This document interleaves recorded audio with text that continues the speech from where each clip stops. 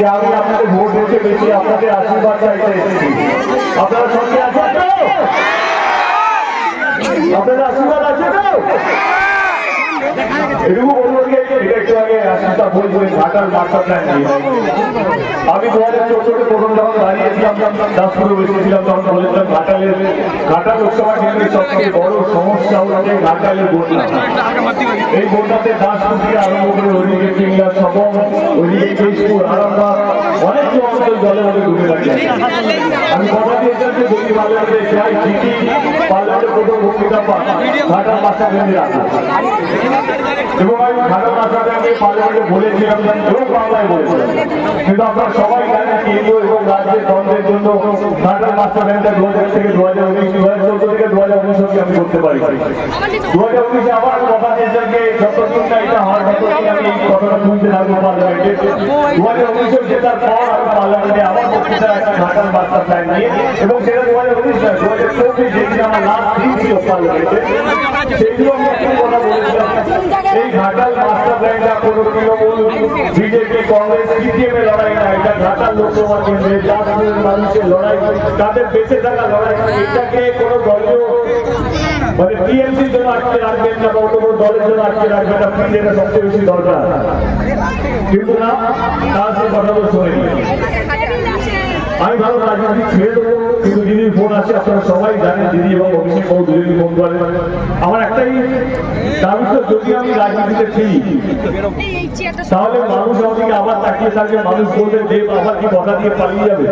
আমি দিদিকে সেই কথাটাই বলি যে দিদি মানুষ সত্যি আমাকে বিশ্বাস করতে শুরু করেছে। মানুষ অন্তত এখানে জানে দেব পালিয়ে যাওয়ার ছেলে নয়, কিন্তু আমি 10 বছর ধরে ঘাটাল মাস্টার প্ল্যানটা করতে পারছি না। যদি আপনি হ্যাঁ বলেন তবে আমি রাজনীতিতে ফিরবো, না আমি ফিরবো না। আর মনে হয় ঘাটালের মানুষের প্রত্যাশা এই 100 বছর আগে থেকে এই প্রত্যাশাকে ঘাটাল মাস্টার প্ল্যানটা কবে হবে। তিনি তখনই হ্যাঁ বললেন এবং আজকে ঘাটাল মাস্টার প্ল্যান নিয়ে কাজ শুরু হয়ে গেছে। আপনারা অনেকেই জানেন যে ইলেকশন কমিশনের কাছে 153 কোটি টাকার first phase of Ghatal master প্ল্যানের কাজ শুরু হওয়ার আবেদন গেছে।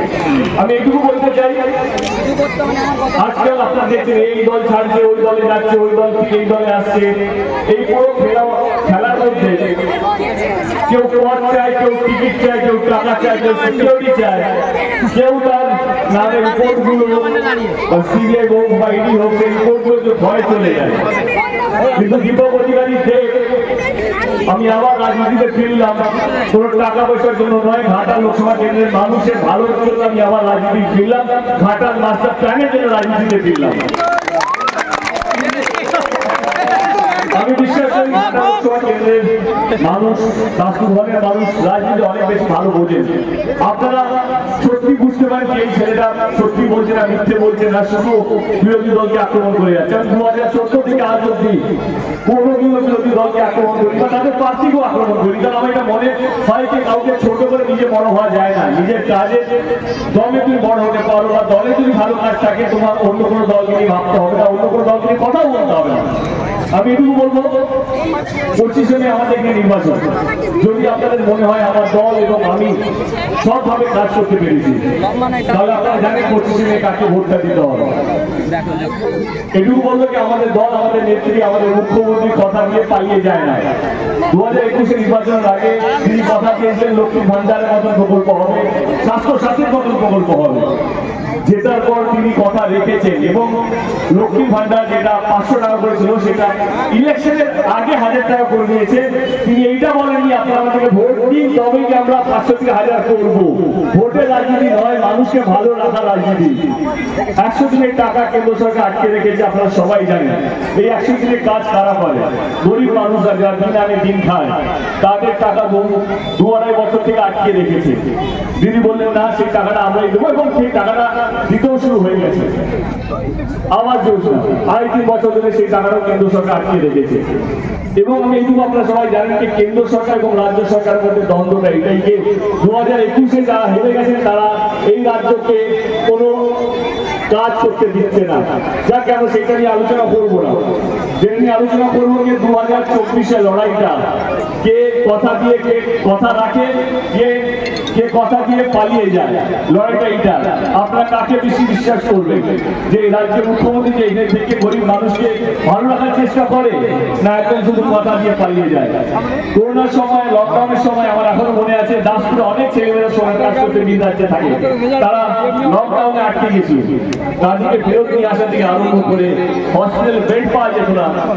আপনার সাংসদ কলকাতায় ছিল না, আপনার সাংসদ ঢাকা লোকসভা কেন্দ্রে ছিল, মানুষকে বাঁচানোর চেষ্টা করছিল, ওটা অক্সিজেন পৌঁছেছে না, সেখানে অক্সিজেন পৌঁছানো থেকে আরম্ভ করে, ওষুধ পৌঁছানো থেকে আরম্ভ করে, অ্যাম্বুলেন্স থেকে এখান থেকে ওইখানে পাঠানোর জন্য পেশেন্টদেরকে, সেগুলো দিকে চেষ্টা করে গেছি।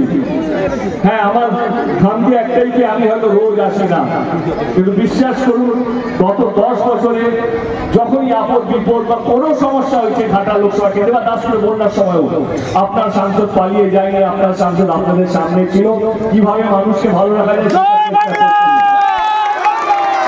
25শে মে নির্বাচন যদি আপনার মনে হয় যে আপনার এই ভাইটি ঠিকঠাক কাজ করতে পেরেছে, এত লোক প্রার্থী আছে তার মধ্যে আপনার ভাইটি যদি ভালো কাজ করতে পেরেছে, চোখ বন্ধ করে জানেন আপনারা কাকে ভোটটা দিতে হবে। ভোটটা আপনাদের গণতান্ত্রিক অধিকার, জোর করার আমার কোনো অধিকার নেই। হ্যাঁ, আপনাদের আশীর্বাদ নেওয়ার অধিকার আমার আছে, সেটার জন্য এসেছি আজকে আপনাদের আশীর্বাদ নেওয়ার জন্য। সেটা করবেন আমার মনে হয় মানুষের আশীর্বাদ, মানুষের আশীর্বাদ যেই মানুষের উপরে থাকবে, শুধু নির্বাচন নয়, জীবনের যে কোনো লড়াই জিতে যেতে পারে যদি আপনাদের আশীর্বাদ আমার মাথার উপরে থাকে। 2024 কেন, আমি সারা জীবন ভালো থাকবো যদি আপনাদের আশীর্বাদ পেয়ে যাবে। ভালো থাকবেন। অনেকক্ষণ ধরে আপনারা অপেক্ষা করছেন, রাস্তায় প্রচুর লোক ছিল, সবাই সাথে হাত মেলাতে মেলাতে দেরি হয়ে গেছে, তার জন্য আমি ক্ষমা প্রার্থী।